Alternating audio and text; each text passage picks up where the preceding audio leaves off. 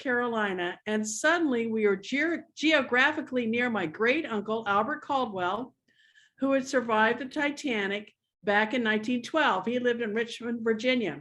And suddenly I got to hear the story of the Titanic from him all the time. Now, I had known, well, now let's see if we can get my video to move. There we go. I had known Uncle Al all my life. That's him. And that's me in the tulips. I was really cute then. I was 5 in that picture, and that's my little sister, Jan. Uncle Al always looked like that to me. He always looked 125, and he always acted 25. And he was just a big presence in our lives, kind of a grandfather figure to us. So I'd known him forever, but when I was 12 and we moved to Raleigh, suddenly I got to hear the story of the Titanic whenever I asked, which was absolutely a delight and a privilege. So I wonder if anybody remembers what that old song is about. And if we were in person, I'd call on you around the room. But since that causes complications, I know you're thinking, oh, I think it was the theme to Billy Jack, or wasn't it that some people say the theme to Gilligan's Island? It was actually the theme to Billy Jack, which I didn't know, but it was called One Tin Soldier. And in that song, they were fighting over a buried treasure of all things. But the biggest shock to me as a 12-year-old was that while I was singing this song all around the house, thinking I was so cool, my mother was actually listening to the lyrics. I didn't think mothers did that. And she said, oh, buried treasure. We have a buried treasure in our family. And she was right.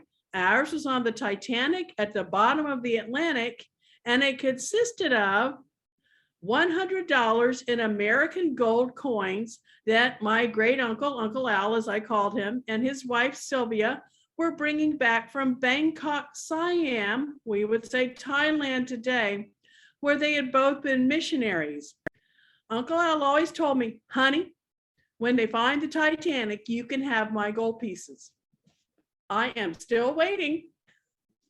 Okay, I'll never see a nickel of those gold pieces, but I did get a wonderful golden treasure from the Titanic, which was the story my great uncle told me of how he and Sylvia and their infant son Alden, all three survived the Titanic, one of the few families to survive intact, making them a rare Titanic family.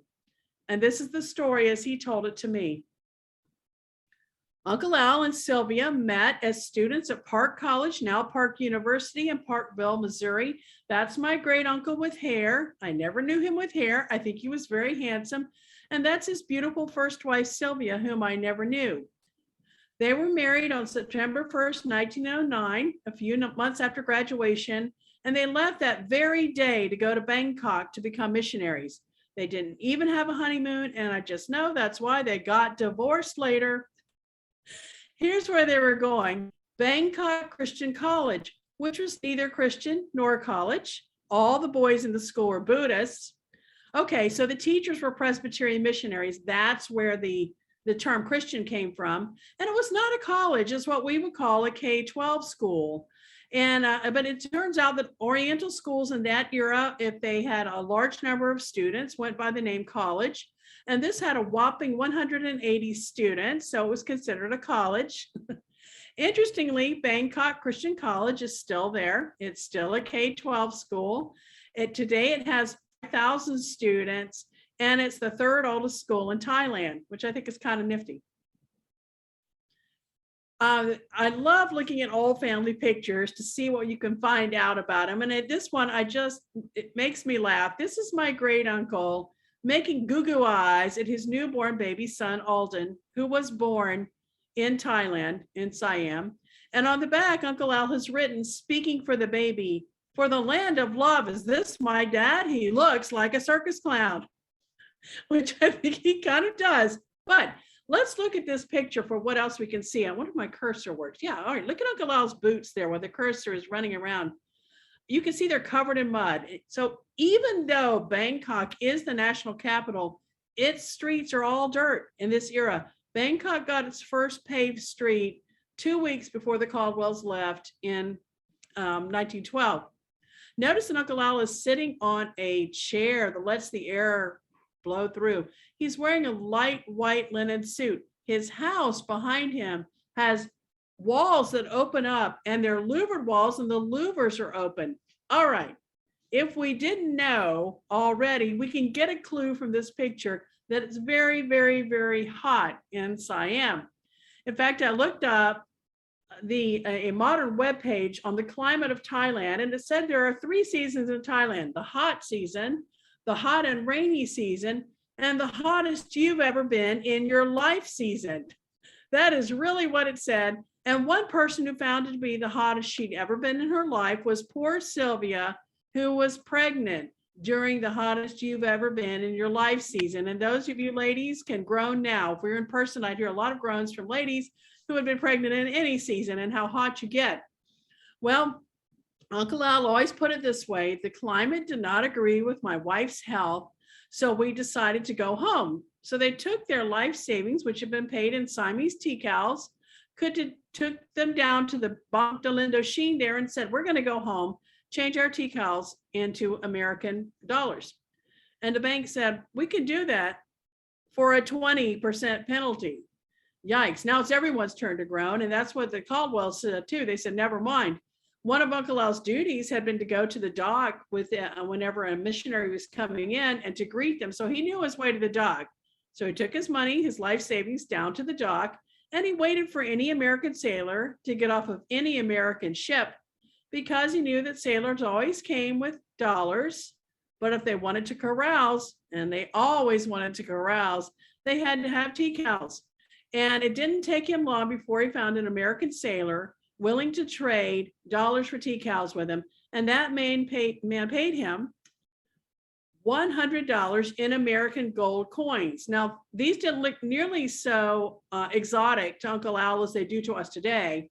And today, because they were, by the way, legal tender.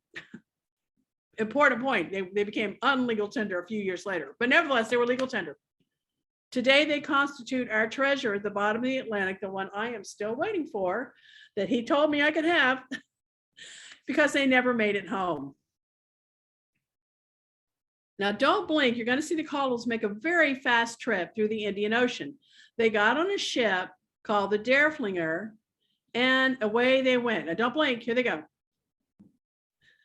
Okay, that trip took about 3 seconds on screen, but in reality, it was a long, grueling month at sea, and the Caldwells were thrilled to finally see their first glimpse of Europe. They had come across on the Pacific, and now at last they were in Europe. They were in Naples, Europe. Naples, Italy. Here's how Naples looked when they arrived. And that day, there was a ship in the harbor flying the American flag. That meant, as every traveler knew, that the ship was leaving for the United States that day. Uncle Al asked a sailor on board his ship, the Derflinger, what ship is that? And the man said, why, that's the Derflinger. I'm sorry, that's the Carpathia, leaving for New York this day. Well, according to my memory, Uncle Al got out and got aboard the Carpathia, scoped it out with the thought of taking it home. According to my sister's memory, he and Sylvia stood in line to buy tickets on the Carpathia, but they changed their mind.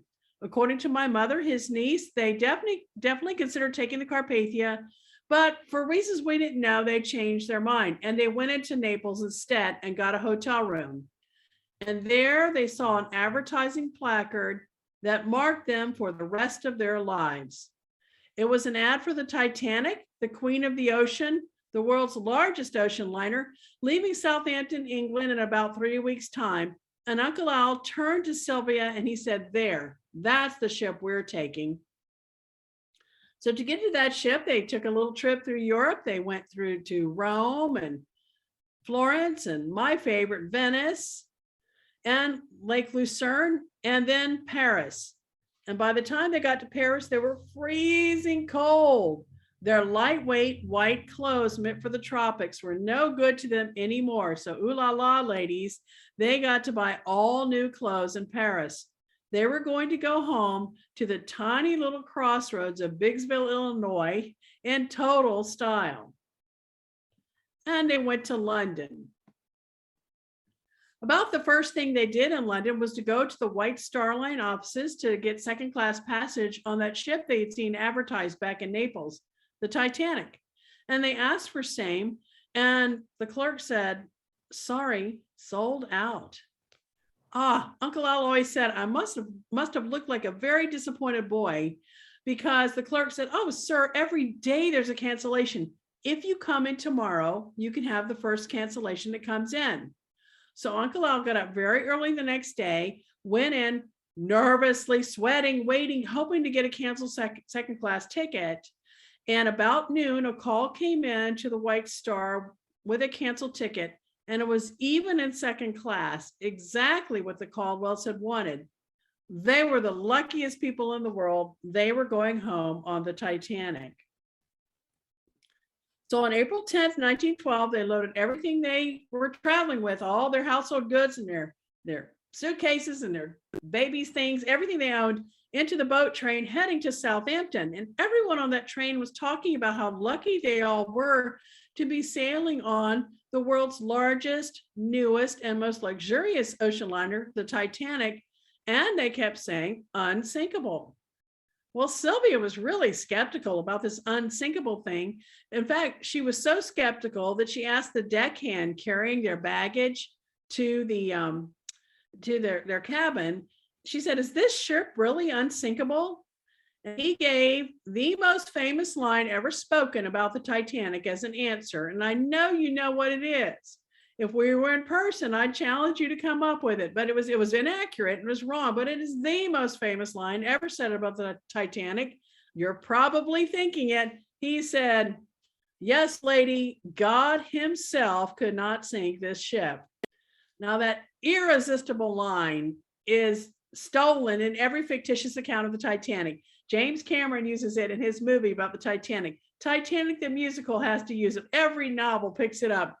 It is just an irresistible line, but we know in history that it was actually said by a baggage handler to Sylvia Caldwell. I think that's kind of neat. Well, the Caldwells had an absolutely beautiful voyage, a fairy tale voyage, if you will. Oh my goodness, the music. The Caldwells were so musical. They both played musical instruments. They sang in the Glee Club, and they were thrilled that the Titanic's band played outside the second class library. They could hear music whenever they wanted. Notice they had a library too. That's pretty neat. Oh my gosh, and the food. Uncle Al always said the tables were piled high with all the luxuries and delicacies one could ever want. And even better, no one was seasick. So everyone could enjoy those luxuries and delicacies. The Titanic was so big and so stable compared to other ships. Many ships rolled and pitched. The smaller they were, the more they were likely to roll and pitch. But the Titanic was so big and so stable that there was just no seasickness. Recording in progress. Whoops, hello. I think we're back to everybody muted. All right.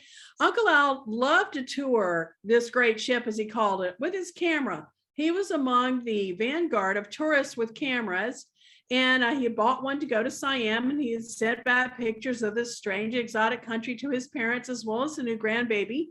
And so he took this camera all over the Titanic to take pictures. One day, while Sylvia and the baby were having a nap, he talked his way down into the engine room, which wasn't hard. He was a good talker. He got his way into the engine room and he started taking pictures of the stokers who were shoveling coal into the furnace. Now, this is not his picture. People always ask. It was one I just found on the internet because, alas, his camera went down with the ship. But these stokers shoveled coal into the furnace, and that made the steam, which made the steamship go. And Uncle Al thought, oh, these guys are important. So he took their picture. But remember, he was among the vanguard of tourists with cameras. So he had the idea that all tourists would have from that point going forward. He wanted to be in the picture. He wanted to have a 1912 selfie. So he asked the stokers, could he shovel the coal and they take his picture? And they thought that was great. They egged him on. They didn't get that many visitors. So one of them handed him his shovel and told him how to hold it so it looked authentic. And he gave him the camera. Uncle Al gave the man the camera and showed him how to use it. And they took the photograph. Little did Uncle Al know that that shovel full of coal and that photograph would one day, very soon, save his life. Okay, on April 14th, it was a Sunday, and of course, our good missionaries went to the church service in the second class dining saloon, and it was a sort of impromptu service, mostly a hymn sing. They sang hymn after hymn after hymn.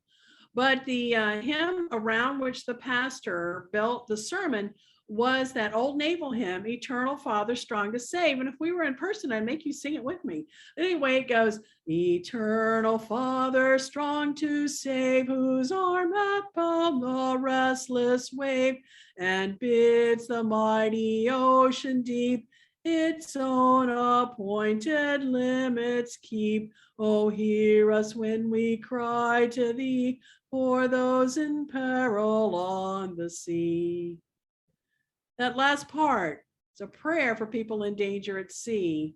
They were praying for themselves, but they did not know it. Well, normally they took Alden for a spin on deck as before bedtime, but not that night. Uncle Al poked his nose out, walked around. It was way too cold. It had gotten sharply colder. It was only 28 degrees. And Sylvia said we went to bed to stay warm. Uncle Al gratefully crawled into his top bunk. It was one of his two favorite places on the Titanic. The other one was the electric elevator between decks. No one had ever seen an electric elevator before. It was a novelty. People lined up to take the electric elevator, whether they needed to go to another deck or not. And his other favorite place was his bed. Now think about it. It was brand new, no lumps. No one had ever slept in that bed again before, and no one would ever sleep in it again. But being suspended as the top bunk, it was even a little more in tune with the ship's engines. All the beds on the ship vibrated to some degree, but the ones on the upper bunk were a little more likely to vibrate pretty pleasantly. He said it was the greatest sleep in the world. You went right off to sleep with those vibrations. And so he drifted off to sleep. One person who was not sleeping well, though, was poor Sylvia. She was sharing the bottom bunk with a baby who was 10 months old. I have no idea how she got any sleep. So she was kind of lying awake when she felt the ship shudder. She felt the ship hit the iceberg. Now, she knew something was wrong, so she tried to wake up Uncle Al. She called him something like, Albert, wake up. Now, she didn't want to holler because the baby had finally drifted off to sleep. And who wants to wake a baby around midnight? Nobody. Well, for his part, Uncle Al never heard her. He always thought he was awakened suddenly by the fact that the ship had stopped. How did he know? Why? Because his bed was now at dead calm. He knew that wasn't right. It wasn't vibrating. So he leaped out of bed, threw on a raincoat, ran onto to the deck, found a sailor looking over the side, and he said, "Why have we stopped?" And the sailor said, "Meh, just ran into a little iceberg. No harm done, I guess. Go back to bed." So Uncle Al did. He went back to the cabin. He told Sylvia what had happened, climbed into his top bunk, and tried to go back to sleep, which he said was very, very hard to do without those lulling vibrations. But just as he had drifted off, the Caldwells were shocked awake by somebody pounding on the cabin door and calling them out on deck with their life belts. So they got up very slowly, dressed very slowly in their oldest clothes. They left those new Parisian fashions on board. And they were hoping to get the all clear to say, somebody coming back saying, never mind, because they didn't want to wake the baby. He'd been fussy all day, but finally they realized they were going to have to wake the baby. So they went to get his little coat and little hat out of the trunk. And unfortunately, they couldn't find the keys to the trunk anywhere. And they looked and looked and looked before they finally remembered they had done what parents have done since the beginning of keys. They had given the baby the keys to play with because he was so fussy, and that had satisfied him. But he had tossed the keys away, and being just 10 months old, he had no idea that they needed them. So they finally were forced just to give up, wrap the baby in a blanket, leaving not only his little coat and little hat, but the $100 in American gold coins, the money I am still waiting for, on board. And they went out onto deck, and they said it was very bitterly cold. But if they made small talk, it was kind of pleasant. Everyone could see a ship on the horizon, such as is depicted there. And Uncle Al said, to the worst, she'll come and rescue us. But they were shocked again when the crew started breaking out the lifeboats and calling for women and children to get aboard. Well, women and children were not interested. The very few who got on board were thrown on by husbands or crew. So the Caldwells had to make a decision. Were they going to put Sylvia and Alden on the lifeboat? Uncle Al said, well, let's test this. If the ship is taking on water, it should be listing, but it was perfectly flat underfoot. Then it came to him to look in the eyes of the crew for signs of panic, which he did, but there was no panic. He listened for the sound of the inrush of water. He couldn't hear any. But best of all, he went back to the cabin to get another blanket for the baby. I'm sure he looked for that key one last time as well. Couldn't find it, so he got a second blanket. But in so doing, he stepped through and then back through a watertight door that was still open. Now, the Caldwells believed wrongly that the Titanic was rendered unsinkable when the captain could push an electric button, a real new technology. They were so excited about that. This electric button the captain could push on the bridge that would lower watertight doors all around the ship, thus rendering it unsinkable. Now, in reality, that electric button only closed watertight doors in the engine room, but they didn't know that. So they considered that the captain did not think it was dangerous enough to push that button. So, it was just the rule of the sea. There was a little bit of danger, so they had to put women off on the boats. Besides, everyone knew the Titanic was one big lifeboat. So they were milling around, just waiting for the all clear to go back to their cabin.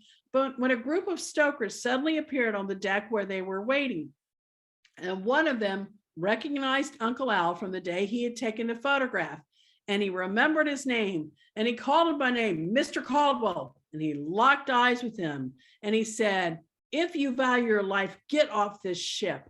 I've been below, and the hold is filling up with water, and this ship will go down. Well, that was pretty horrifying. Uncle Al argued for a minute. He said, I thought this ship was one big lifeboat. Another stoker intervened at that moment and said, let's say you get off now.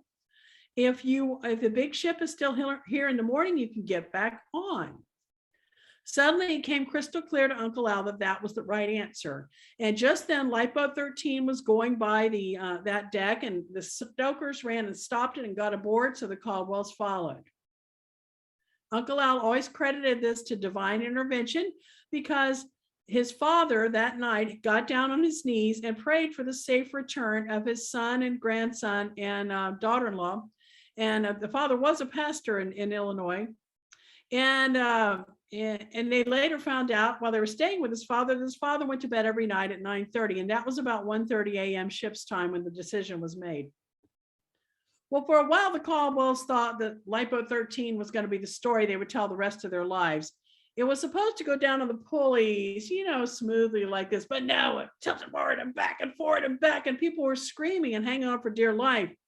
When they got to the water line, they were in front of a pump throwing water out of the Titanic. They were all drenched. Sylvia said it was a miracle we didn't so much as catch cold. So the men hastily untied the oars and used them to propel 13 out of the way of the pump. But that put them directly under Lifeboat 15, as you can see in the sketch here. And no matter though, all they had to do on 13 was pull a lever, and that would release 13 from the side of the ship and they could row away. But that lever was gummed up with shiny red paint. And oh, don't I remember how chagrined I was when I was 12 years old, and Uncle Al mentioned this, because here I was, a big girl, 12 years old, and it never even occurred to me that the Titanic was in color. I mean, we didn't have the James Cameron movie then. We only had black and white photographs. Yes, the Titanic was in color, and it had a red trim, and that red trim had pulled in the mechanism, and they could not free Lifeboat 13. And 15 was getting closer and closer, and all the women were screaming, stop that boat, stop lowering that boat. But if the people on 15 could even hear them over the water from that pump, they couldn't see them, and they didn't know what they meant. Finally, the men had to give up trying to break free the lever, and when 15 was so close they could pound on the bottom, mercifully 15 got the message and stopped lowering. Someone from 15 threw a knife down onto 13, and the stokers used it to cut them free. So at last they were able to row half a mile away as directed. And it was only from that vantage point that Uncle Al realized the Titanic really was in trouble. He had neither perceived nor believed that the Titanic was in trouble until he got that far away, and he could see that her portholes, which should have been parallel with the water, were rapidly sinking by the bow. still glowing with electric light, causing the sea to glow an unearthly green. And they watched until the lights suddenly went out. There was a horrible explosion, and the ship broke in two. The bow sank on its own. The stern floated for a little while longer, but then, as Uncle Al said, with a gentle swish, she was gone. Well, there was a moment of horrified silence, and then the cries started. Everyone on the Titanic had been issued a life belt, and many were wearing them as they were thrown into the water. But the water was as cold as it was here last night, just 28 degrees, because salt water freezes at a lower temperature than fresh water.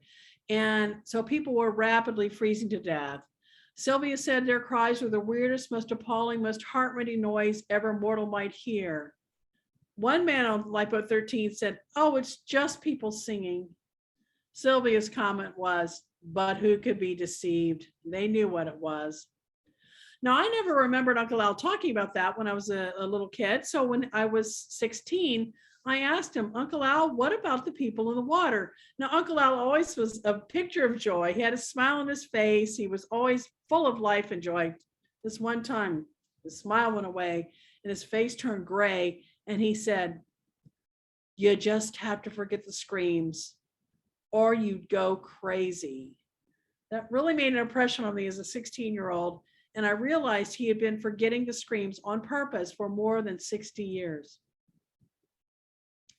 Now, momentarily, the Caldwells were just about as in a bad shape as those who had just heard freeze to death. True, they were in a lifeboat, but there was only 6 inches of clearance, approximately this distance, if you can see me, between the edge of the lifeboat and the water. They knew that the first wave would put them in, and they knew what would happen. They just heard it. And they also knew the North Atlantic was normally very choppy. This one night, ironically, it was still as a mill pond. Today, they say that the iceberg, having done in the Titanic, actually spared the people in the lifeboats by blocking the waves. So they kept watching for the promised rescue ship. All they could see were lights on other lifeboats. And Uncle Al said, "We just dare not even hope at that point." But then a young man on their boat said he thought he saw a ship on the horizon. No one else could see it. But after an hour, they too could see it.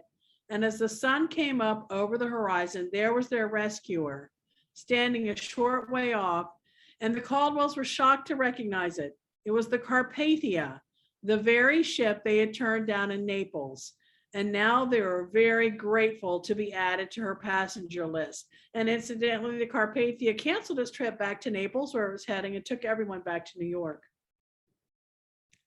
Both Albert and Sylvia said the saddest thing was watching the Titanic's surviving women line the rails of the Carpathia as each lifeboat came up, looking for a husband, a son, a brother, or a sweetheart who never came. Now, that was the stories Uncle Al told it to me, a story that's been borne out true in history by every historian. And yet I came to find out we had hardly known the story at all.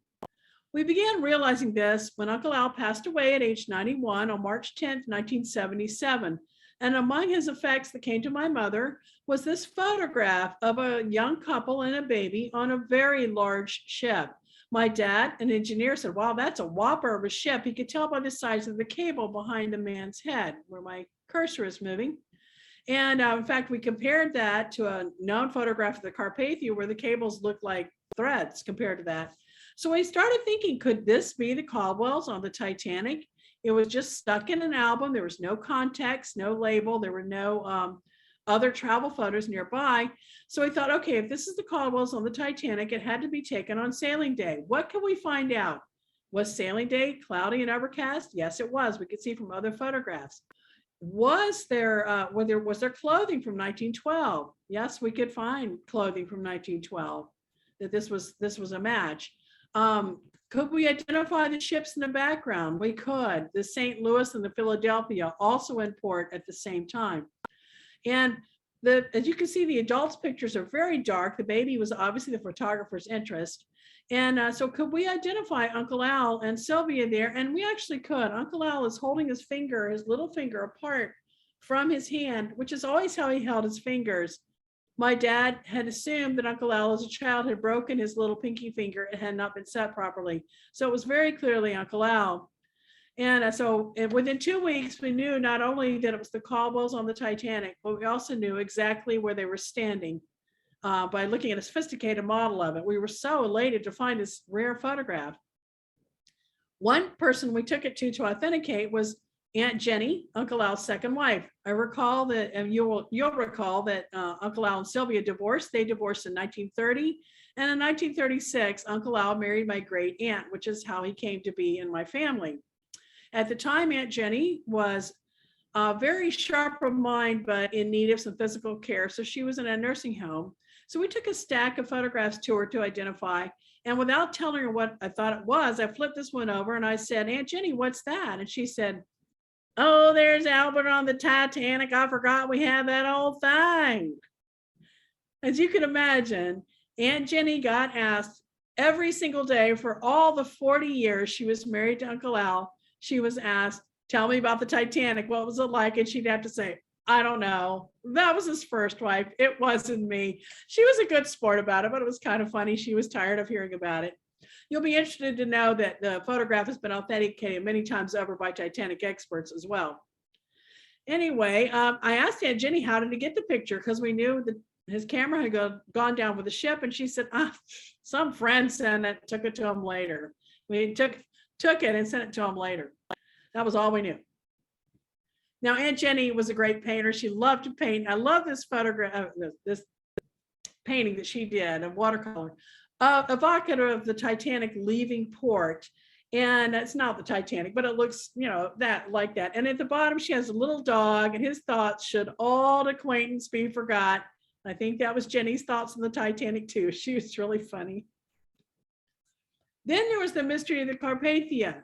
The Caldwells considered taking it home from Europe, but wait a minute, why did they do that when he had this great trip through Europe planned? Suddenly that didn't make sense. And so we were befuddled by that. Will we ever know? Then there were those rumors about why the Caldwells left Siam in the first place. All our lives growing up, my sisters and I had heard that Sylvia wasn't really sick when they left Siam, that she just didn't like living there, so she faked an illness. Now, I began to realize the older I got that the more questions, every time we had a question about the Titanic, we blamed the first wife because we were the family of the second wife. And I thought, that wasn't really fair to Sylvia. So I realized I owed it to history to find out, was she really sick? And I modeled my clothing. It's a little distorted. The hat is actually bigger than it looks. I model my outfit, my costume when I speak after this photograph. I wish I was as young and cute as Sylvia. And then there was the mystery that rose from the depths after all three of the Caldwells had lived to ripe old ages and had died of natural causes, not of shipwreck. Someone put a watch up for auction at Christie's auction house in London, saying it was the watch the Caldwells used to bribe their way off the Titanic. We could hardly believe that. Uncle Al had spoken in public about the Titanic from 1912 to 1976, with his head held high and a smile on his face. He didn't seem to be hiding anything. He was very enthusiastic to tell people about it, which was unusual among survivors. And we just couldn't believe that he had bribed his way off. But I realized I owed it to history to find out. Well, interestingly, every one of those questions ultimately connected to the question of whether Sylvia was really sick at night, sick or not, when they left. So I said to my husband, guess what, honey? This year, we're going on vacation for this summer to Philadelphia because that's where the Presbyterian archives are. So good man that he is, he packed up our two children and me in the car here in Birmingham, and we drove to Philadelphia. And one day, while the boys all toured a battleship, I went to the archives and I got Sylvia's and Uncle Al's records. And they were full of so much information about their aspirations and their that Uncle Al had sprained his ankle. Sylvia had a tendency to constipation. I found out everything you could know about him, except when I got to why they resigned, it said resigned. And that was all it said. Well, we had fun in Philadelphia anyway. And I came back, and through Sanford, where I teach, I started ordering microfilms from the Philadelphia Historical Society, hoping that I would come across some note. And they'll tell you at the Historical Society that their films were made in the 1950s. They were made willy-nilly whatever was on top got filmed first. So it's good luck finding anything. So after looking through many haystacks, I finally did find the needle, which was this is Sylvia's doctor's handwritten diagnosis saying that she had neurasthenia due to residence in the tropics. And if she stayed in Siam, she would lose her mind the same as Mrs. Barrett. Wow. Neurasthenia, I never heard of that. Consulted a medical historian at UAB and he said, oh, that's the hypochondriac's disease. And I'm like, what? And he said, well, it was properly diagnosed from 1862 to 1932. And I did, by the way, look up some hospital records of neurasthenics, and people did have physical symptoms like they were bent together and couldn't, unbend themselves. They had arms or legs that didn't work. That was probably Sylvia's trouble. They had chronic blurred vision that no ophthalmologist could fix. Sometimes there are mental symptoms. There's general malaise, always unhappy. Sometimes out and out depression. Sometimes it was what they called shell shock, but what we would call PTSD. A lot of soldiers got it. Okay, so it was really truly diagnosed, but my medical historian said, okay, by 1932, notice those symptoms are so different. An arm or leg doesn't work. Malaise. These things are not the same. And so by 1932, it had become the catch-all disease. If a doctor didn't know what you had, he told you had neurasthenia. So every one of us on this call today would have been told by 1932 that we had neurasthenia and we'd have all had a different problem. That's when the American Medical Association said this is no longer a diagnosis. Now, to be fair, it was divided up into other things like PTSD, shell shock, and an eye issue or an orthopedic problem. They divided it up, but nevertheless, it did become known as a hypochondriac's disease after 1932, because if you said you had neurasthenia after 1932, you hadn't been told that by your doctor. You had told that to yourself. And I just began to see where that rumor got started that Sylvia wasn't really sick, because Uncle Al met my Aunt Jenny in 1934. And I could just hear him telling her that his first wife had neurasthenia. And she's thinking, oh, that's that hypochondriac's disease, isn't it? Well, as you can see by the slide, the neurasthenia was already under some doubt because the Caldwells had to ask to go home.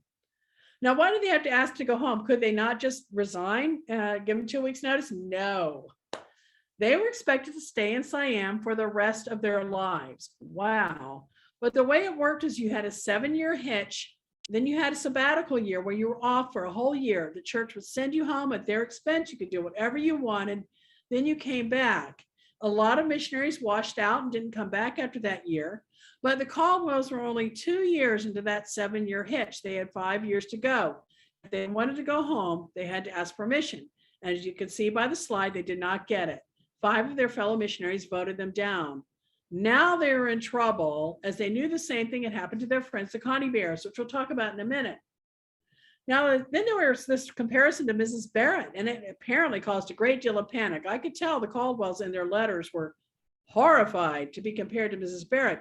Who was she? Well, that was another research project of many more haystacks until I found the needle, and this time it was in a book of the year of missions for 1908. And these mission books were put out every year to convince you to give money to the mission and you to become a missionary. And they were sanitized, happy stories of what good missionaries did. So the sanitized, happy story on Mrs. Barrett went like this. Mrs. Barrett went stark, raving mad in the tropical heat, and she had to be carried away by native boats. That was really creepy, and it really stood out among all the missionary stories. It's the only negative one. So it was much worse.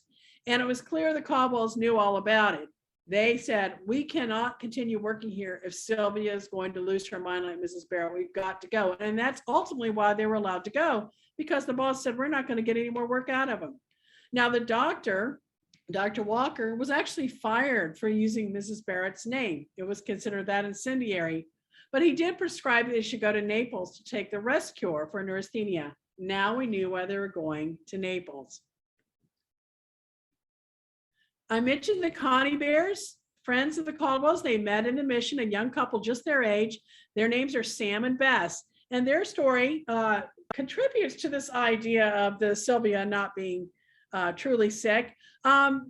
about 6 months before, about a year, I guess, before the Caldwells went home, the Connie Bears were told they were being transferred from Bangkok, big city, to a tiny little podunk town where Sam would become the minister. Well, he wasn't ordained. And he said, I can't go out there and be a minister. I can't perform marriages under the, eye of God. That's going to be, I'm gonna be making people live in sin. And the boss said, you will do it. And Sam said, I won't do it. Arr! They got at loggerheads. Now, at the same time, their very sweet daughter who just passed away is a very elderly woman in Lancaster, Pennsylvania, a darling person. She told me that she believes Bess had a miscarriage. So the Connie Bears were hoping to get home to the United States where they thought they might have more success having a baby. So that figured into the boss's reaction. He said, no, you're staying in Siam. They too were on 2 years into a 7-year hitch. And he said, you've got to stay your whole 7 years. Well, they fought and they fit and all. And after 6 months, the Connie Bears suddenly came up with enough money to go home on their own. Now, this was almost unheard of. If you or I had to go home from Bangkok today, we could go the next day. If we shelled out probably a couple $1,000s from our bank account, it would be a big hit, but we could get home in 24 hours. In 1912, it was another matter entirely. It was a trip of 2 months. It took ships, trains, hotels. It was very expensive. And of course, the church was supposed to pay people's way home, but they were not going to pay the Connie Bears' way home because the boss wouldn't let them go. We have poor Bess's diary. She cried every day in her diary, wanting to go home and thinking the church was being unfair.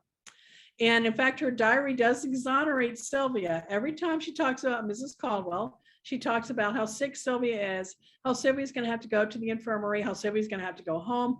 Bess had to take off from her job to take care of Sylvia many days.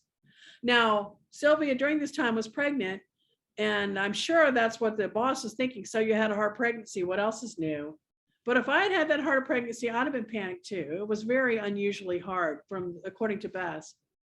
Well, anyway, at the end of 6 months, Bess and Sam, pictured on the left here, and the Caldwells are on the right playing dominoes. Bess and Sam had enough money to go home.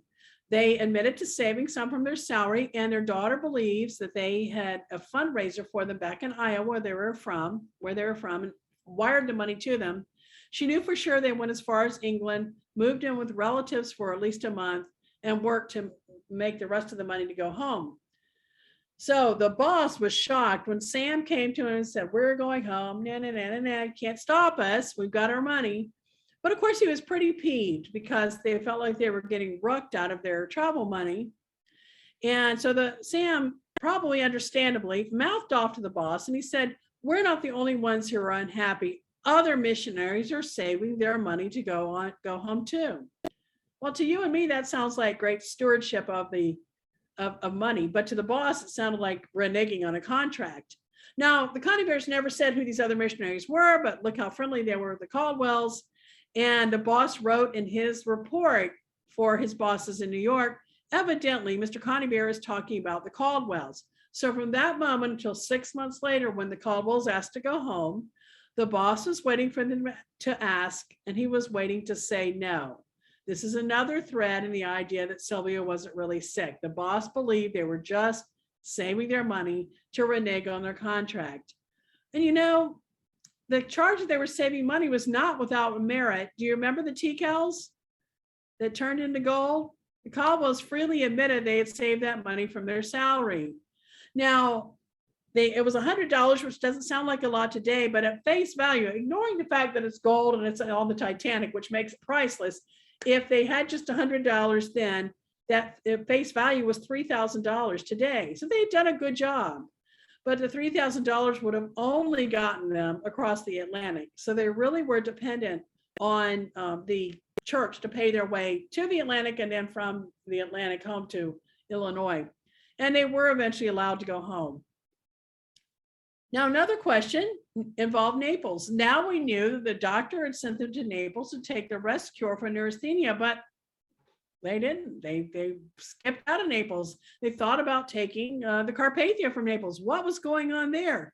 It was getting more and more muddled instead of clearer and clearer. Luckily, their grandson stepped in with a memory, he remembered that they were afraid of cholera somehow. And sure enough, when I started looking it up, I found it. There was a cholera outbreak in Naples at the time they arrived. Cholera then as now is considered very dangerous. And they, in fact, the saying was healthy this morning, dead this afternoon. And they decided it wasn't safe health-wise to stay in Naples. Does that sound familiar today? So they decided they'd take the first ship they saw leaving for the United States, and that happened to be the Carpathia in port that day, flying the American flag, announcing it was departing. But why didn't they take it?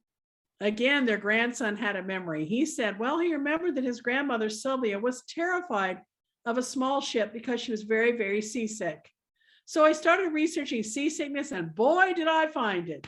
Sylvia wrote into her alumni magazine in college, telling all about their trip home. And she said, I was seasick every single day, the entire month we were on the Indian Ocean. Now, if we were in person, I'd ask you all to raise your hand. How many of you have written about seasickness in your alumni magazine? No one ever raises their hand. In our alumni magazine, we talk about our job or our children, our grandchildren, retirement, our house, our dog, something else, but no one writes about seasickness. And for Sylvia to break that tradition means this must have been a really bad case of seasickness. Then I had a moment of the light bulb going off. I realized they had come across the Indian Ocean on the Derflinger, and that was where she was seasick every single day for a month. And then I realized, gosh, how big is the Carpathia compared to the Derflinger? And I looked it up, and they were the exact same size. So I realized that she was looking at 1 month of seasick, not a day's break between, and more seasickness if they took the Carpathia. And that's why the Titanic, the largest ship in the world, really appealed to them when they saw the advertisement. The larger the ship, the less likely it was to roll and pitch and cause seasickness. And with the magic of PowerPoint, we can park the Titanic next to the Carpathia in sort of a crude comparison, and you can see how much bigger a ship the Titanic really was. And it worked. Sylvia was not seasick for the first time ever. If it hadn't been for that iceberg. As the Caldwells headed home, having bypassed Naples, they were maybe unaware that they were still under suspicion from their mean old boss back in Bangkok. He wrote, as soon as they left, he cabled ahead to New York, and he said, the Caldwells are on their way home. When they arrive in New York, have Mrs. Caldwell examined by one of our doctors before you settle their account. Translation, before you pay for their trip home, which they bought on credit, make sure she's really sick. And if she's not, they had to go back to Siam and finish their 5 more years of service, or had to pay for that expensive trip home themselves. Well, I utterly gasped so loud and nearly fell off my chair at the library at Sanford that all the librarians came running to see what the trouble was. And the reason I gasped was that for years I had known that when the Caldwells arrived in New York, there was a private ambulance waiting to take Sylvia directly to Presbyterian Hospital. For years I had thought, oh, how nice. The church is sending an ambulance to take care of a sick missionary. And now for the first time, I realized that for years I had been wrong. They were laying in wait for Sylvia to try to send her back to Siam. Or did the Caldwells know? Because Sylvia did not go on that ambulance. She did not have the examination. She managed to elude the ambulance. Were the Caldwells tipped off? I think they were. If you want to find out how, you're going to have to read the book. But what about the bribe? Did the Caldwells really bribe their way off the Titanic? I can say that it really seems unlikely. But I honestly gave it a good look. I decided to say, look, if Uncle Al bribes his way off the Titanic, I'm happy I was his great niece. That it's okay to me. But as it turns out, it was clear that Sylvia physically couldn't hold the baby. Every account of them coming to Lifeboat 13, including by 2 complete strangers, went like this. A mama and a daddy and a baby came to the lifeboat with the daddy holding the baby. That was unusual enough that everyone noticed it. And so Sylvia got on the lifeboat, and according to these 2 total strangers, either Sylvia said, can't my husband get on to hold the baby? Or the officer said to Uncle Al, you better get on board and hold that baby. In other words, it was very clear that Sylvia had some problem and could not hold the baby. And so All the accounts said that Uncle Al was invited on board the lifeboat to hold the baby. Now, it's worth mentioning, by the way, that one of the myths of the Titanic was that men were not allowed off the Titanic. The Titanic was divided in halves like this, and on one half, the officer in charge was not letting any men off until all women and children were gone. The officer in charge of the other half discovered almost right away that he would say women and children, and the women would say, not without my husband. And he thought, okay. And he said women with husbands. So husbands were getting on, then he would allow single men so that his boats were going down full.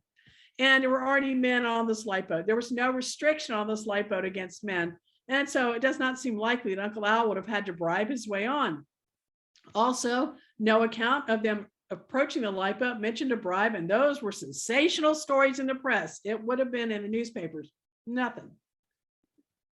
The two photographs we have of them in this era, the one on the left taken in February of 1912 in Siam, and one on the right taken aboard the Titanic, both tend to bear this out. Notice in both cases who's holding the baby. It's daddy. Notice also that Sylvia's kind of even propped a little bit on the railing on the Titanic photograph, as though perhaps she needed some kind of support. We don't really know what neurasthenia meant to her, but it seems as though she was probably unable to hold the rather heavy, almost 1-year-old baby, probably squirmy and such, was not, at least not confident in it. And then there was the Scottish factor to this story. The watch put up for auction was engraved to James Caldwell of the Pumperston Oil Company. And here's Pumperston, Scotland, several hundred miles from London, cute little town. And Christie's auction house said that James Caldwell and Albert Caldwell were relatives, and that James Caldwell visited Uncle Al at his home at 2 Upper Montague Street, London, and gave him this family watch that Uncle Al later used to bribe his way off the Titanic. Well, we can't find that James and Albert Caldwell were related, but even assuming that they were, there's a big flaw in that story. Uncle Al never lived at 2 Upper Montague Street, London, as the Christie's auction house suggested, or even said. No, he lived in Bangkok. That was half a world away. So I thought, where did that address come from? And I searched and searched till I found that it was the address the Caldwells gave when they were waiting for that canceled ticket on the Titanic. Furthermore, I found out that it was the address of a hotel called the Bansha. Okay, this was their hotel in London. So we knew they were there for about a week. Luckily, we know what James Caldwell was doing that week. From the January to the beginning of, to the middle part of April, just before the Titanic sailed, or just after, depending on the historian you consult, there was a coal strike against every coal mine in Great Britain. And James Caldwell ran a coal mine for the Pumperston Oil Company. He would not let his miners strike. He forced them to go to work. Needless to say, they were not happy with this, so they actually set the mine on fire. To this day, if you dig far enough into the Pumperston Town website, you'll find James Caldwell given accommodation for saving the town because he went into that mine and put out that fire. The miners threw bathtubs down the shaft, and James Caldwell had to pull them out. Now, this strike either ended the day before the Titanic sailed or 2 days after. Doesn't sound like James Caldwell was going to get on the train and go down to a hotel in London to visit a relative and give him a watch with his mine under threat. Absolutely not. So it sounds like somebody made up a good story to sell a watch for a pretty penny, which it sure did. Boy, they got a lot more than they asked for it. But that watch allegation accidentally helped me solve a mystery we thought we'd never know, which was who took this photograph. And I believe it's this dapper gentleman spinning around here with his umbrella. This man is Jeremiah McVeigh. He's a member of Parliament representing Belfast, Ireland, where the Titanic was built. And members of Parliament in that era didn't make enough money to have just that job. They had to have another job as well. And his other job was running the Bansha, where he also lived. But also, he wrote for the Irish News of Belfast, as you can see written under his name. He was a journalist. And it struck me that he was probably going to cover the departure of the Titanic, so was going to the Titanic anyway, going to make a story about it for his newspaper, because that was one way he ran for office.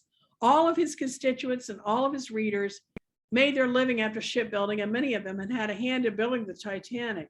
So probably that was on his agenda as a journalist. And so he was probably the one who took the photograph And his sister, who ran dementia, was probably the one who sent it to them later. Now, just to let you know, we didn't find out everything I hope to know about the Titanic before my book was written. I did find these cute little baby booties smashed flat against a booklet Sylvia wrote about the Titanic in 1912. And it struck me that perhaps these were the little shoes Alden was wearing off the Titanic. I mean, it was 28 degrees. I'd put shoes on the baby, right? And they are very soft little shoes meant for somebody who can't walk yet. And they also, they fit my two sons, who were both named Alden and Weston. I mean, Alden is one of them, Weston is the other. They both wore them at 10 months old just to try them on, and indeed they do fit. I was still in doubt until I was going through the archives at Sanford and discovered another pair of baby booties saved there that were given to a baby in 1914, and they were identical to these. So Alden was born in 1911. He would have had these shoes in 1912, and that baby came in 1914. So they are from the right era. Some people have said, how would this American baby from 1914 have the same shoes as the baby in Siam in 1911 or 12? And actually, all the missionaries got their clothing from a warehouse called the Go Down, which imported everything from America. So it was highly likely these were shoes that Alden could have worn. Here's hoping someday we find out. If you want to hear Uncle Al tell the story himself, you can go to my webpage listed there and click on the Titanic information until you get to this photograph under audio of interest, and you'll hear him speaking at age 90, interviewed by my cousin Bill Romiser telling the story. And if you can't copy this down fast enough, you can contact your head honcho and she will contact me and I'll send you the link. If you want to read Sylvie's account of the Titanic, that little booklet she wrote that I mentioned that the shoes were found next to, I have one of the two copies known to exist in the world. And it was called Women of the Titanic Disaster, a very short booklet about her observations on how the women of the Titanic behaved. It's really quite good reading. Anyway, I thought I'd wave my book around for you if you can see me. Ta-da! There's my book with the picture of them on the cover, the rare photograph that came to us. Anyway, that's the story as Uncle Al told me and as I found out. And I would love to take your questions if there's time for that. I'm not sure how it works online. I know in person y'all give questions, but I can happily answer any questions you have or whatever whatever you all want me to do. Well, you didn't finish the song story. The listen children to a story? Which one? Or the? At the very beginning, you sang a song. Oh, well, it was just, yeah, the song was just a song that was popular about the time I got to know Uncle Al very well. That was all. You know, it wasn't about the Titanic. It was about people hunting for a buried treasure, and we had buried treasure in our family. Wasn't it the theme song of well, it was very recognizable to me, and I think it was the theme song of a popular TV program. I think it was the theme song of Billy Jack, a movie, and I didn't know that in 7th grade when I was singing it. But the purpose of the song was that my mother heard me singing it and said, "Oh, we have a buried treasure in our family," and we did. We still do. It's the gold still at the bottom of this ocean when we never recovered. That was on the Titanic.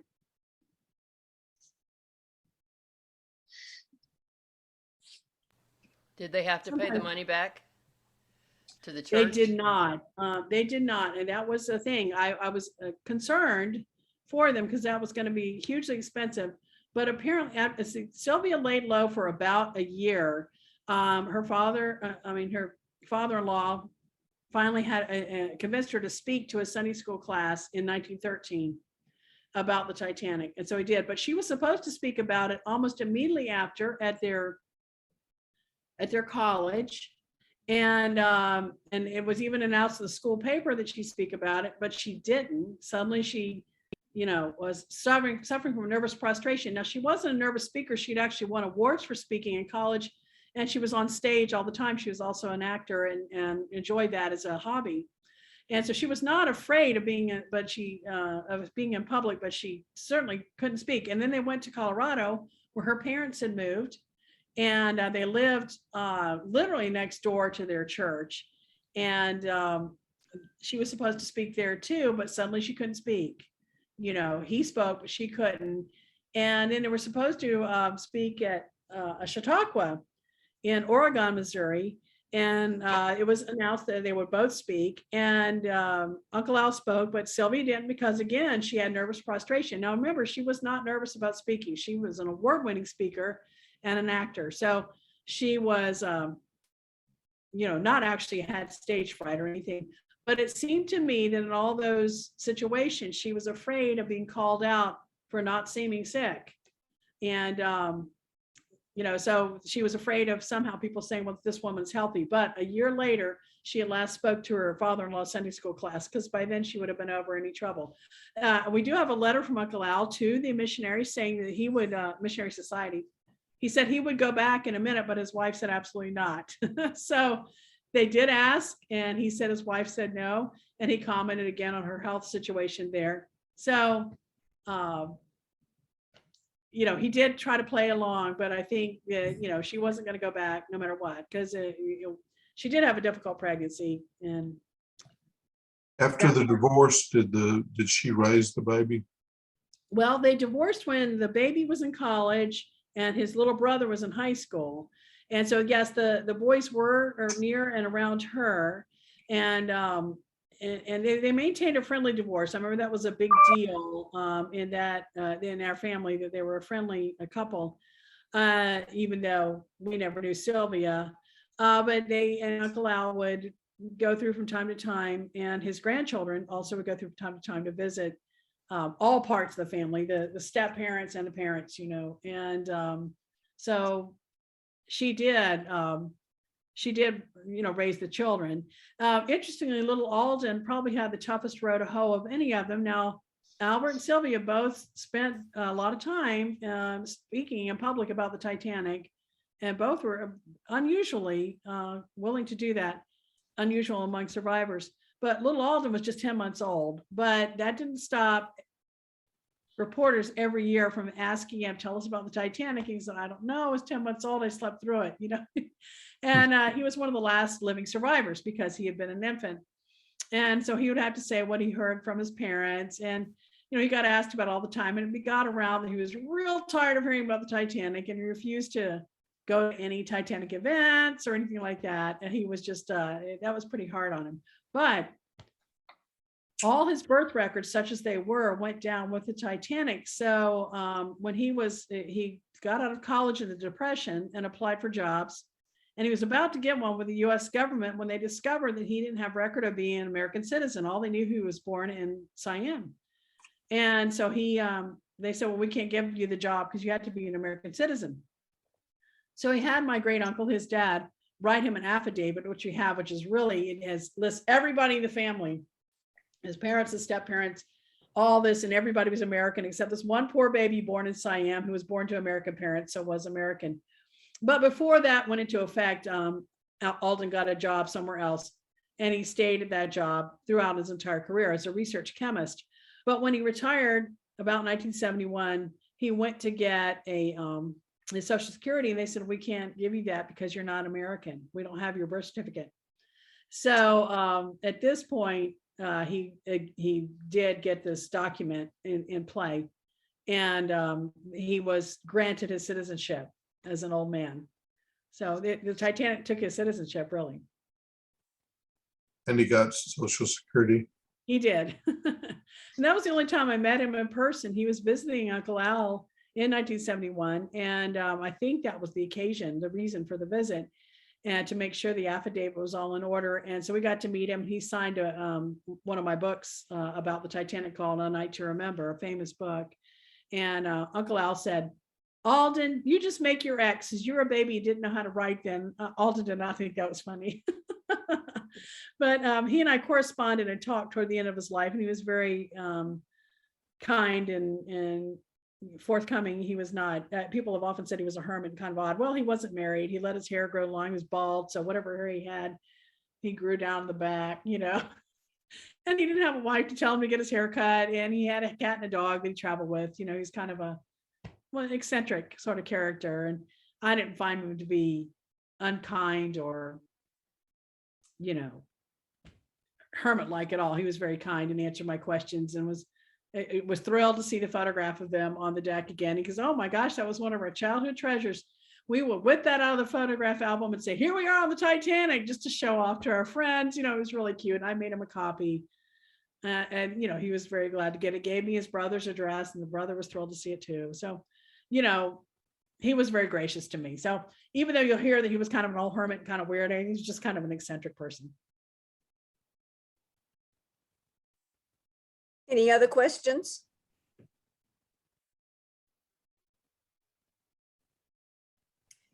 Thank you so much for a delightful morning. We appreciate you coming to speak to us. Thank you. It's a new format for me, and I let my tongue trip a couple times, which I'm sorry about. You know, different for when you've got everybody here and you're trying to call on them. You know, it's always a learning experience, isn't it? Zoom, I tell you. So Thank you. Thank you for being willing to try that and to make that sure.